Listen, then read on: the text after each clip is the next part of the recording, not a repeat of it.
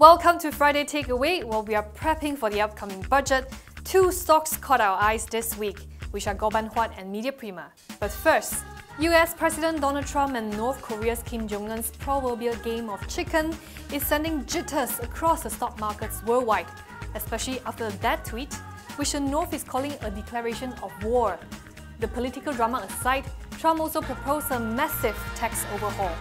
Dollar and US bond yields have gone up as a result, but the emerging market currencies are taking a beating. Back home, Bank Negara is planning to implement a net stable funding ratio, a liquidity standard under Basel III, for banks in January 1st, 2019, a year later than expected. The delay is not expected to affect the resilience of the Malaysian banking system. Meanwhile, Malaysia will be the one to lead the construction of rapid transit system from JB to Woodlands in Singapore. Tenders will be called by year-end.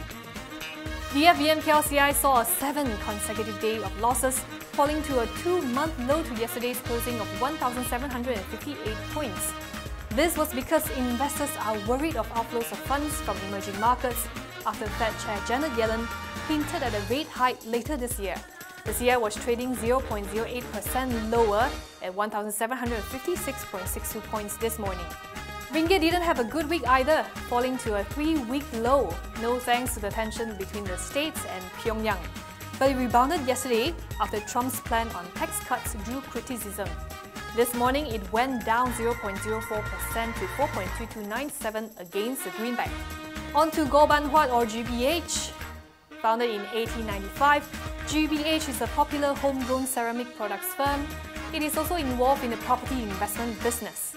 So on Wednesday, KCO King Robert Tan exited the company, selling his 51% stake to JB-based Paragon Adventure for 145.7 million ringgit or 1.4 apiece.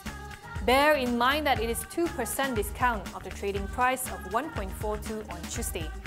That triggered an MGO, but Paragon has said it plans to keep GBH's listing status intact. So what's not hot? Although the group returned to black in the first quarter ended June this year, revenue dropped 63.8% to 4.7 million ringgit due to the exit from its manufacturing segment. It is not planning to invest in a new plant elsewhere because of high capex involved. So now, let's see if the new management can restore it to its previous glory. No one covers this stock. It shot up since September 13 this year, up 2.1% to 1.46 ringgit this morning. Its yearly average trading price is 1.37 ringgit. Lots of market buzz around Media Prima. The media giant owns TV stations, newspapers, radio stations, and digital media agencies.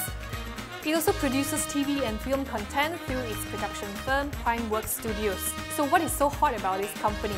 Shares have been on an uptrend, with Morgan Stanley upping its stake. The counter is also seen as potential election play.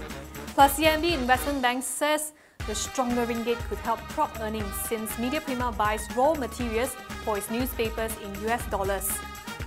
2 consecutive quarters of red, and the market outlook remains challenging with a decline in traditional ADX. 10 sells, 5 neutrals and 1 buy on the stock. Its yearly average trading price was at 80.5 cents, which is lower than the trading price currently. Shares have gone up 18.8% to 82 cents from a low of 69 cents on September 15.